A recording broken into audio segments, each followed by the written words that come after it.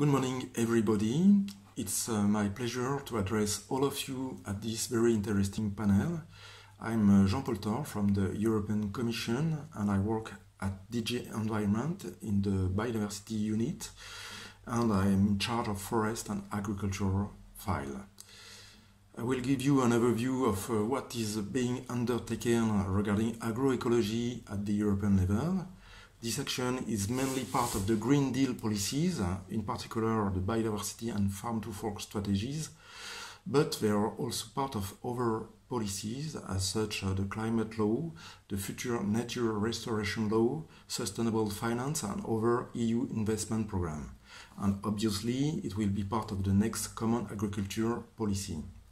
Firstly, I'll present specific targets and action on farmland included in the biodiversity strategy, and also some action concerning sustainability of EU food system included in the farm-to-fork strategy.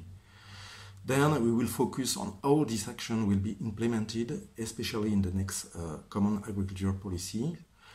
And finally, we will have a look on what EU propose at the international level concerning agriculture and food system in the next Global Biodiversity Framework at COP15.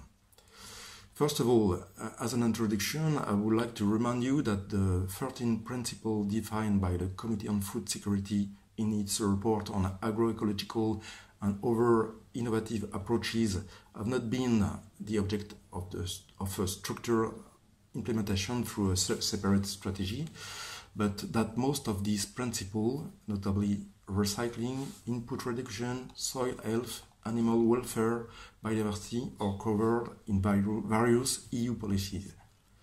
In particular, the biodiversity and the farm-to-fork strategy, which has been adopted the same day last year, propose a common ambitious targets to put the EU's nature on the path to recovery by 2030.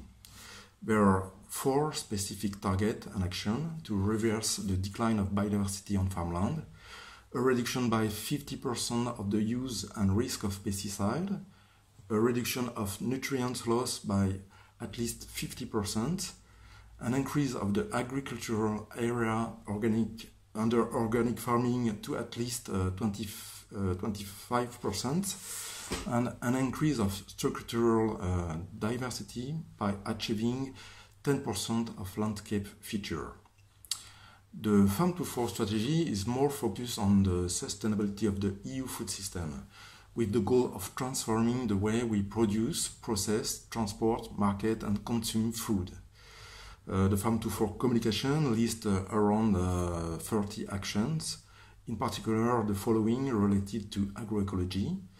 The action plan on organic farming, here it's the follow-up of the action plan in the biodiversity strategy, and it has been adopted by the Commission on March 2021.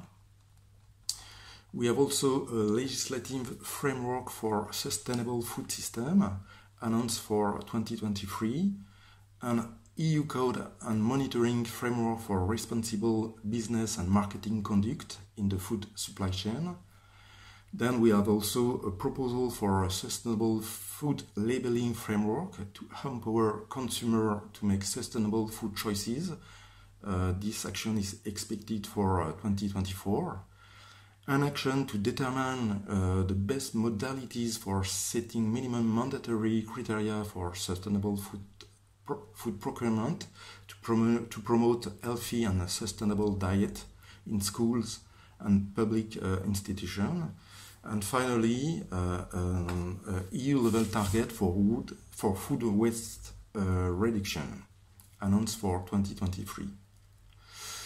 Now, if we look at how this action will be implemented, the Common Agriculture Policy, as already said, continue to be a key tool in supporting farmers in the transition to a sustainable farming system that also aim to protect and enhance biodiversity. Especially the new eco schemes will offer a major stream of funding to boost sustainable practices, including agroecology, the creation of landscape feature, and agroforestry. And we expect member states to address these points in their CAP strategic plan accordingly. We hope that the implementation of all these actions will make it possible to significantly reduce the impacts of the agricultural sector on biodiversity, while ensuring productivity in the long term and the sustainability of the EU food system. To be noted also, this year additional strategy and legislation were adopted, which are also related to agroecological principles, such as the Zero Pollution Action Plan and the Fit for 55 climate package. In addition, some very important further initiatives are upcoming, such as a legislative proposal on avoiding and minimizing the placing on the EU market of products associated with deforestation or forest degradation, a new EU nature restoration law that will contain actions on farmland, and revised EU pollinators initiatives. Now, if we go forward to the EU action at international level, in particular at COP15, the post-2020 Global Biodiversity Framework represents a unique opportunity to promote the urgent transformation of our food system for nature and people.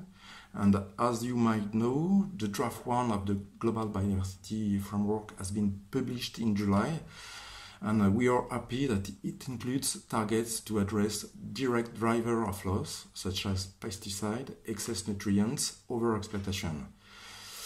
It contains also targets for ensuring sustainable management, use and consumption, and reducing waste.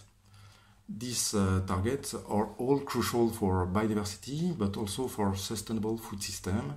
And in this context, the EU promotes sustainable use of biodiversity in managed ecosystem to meet people's needs through agroecological and other biodiversity-friendly practices, address the way we consume while remaining within planet boundaries, aim to shift towards sustainable and healthy diets, and dramatically reduce food waste and loss.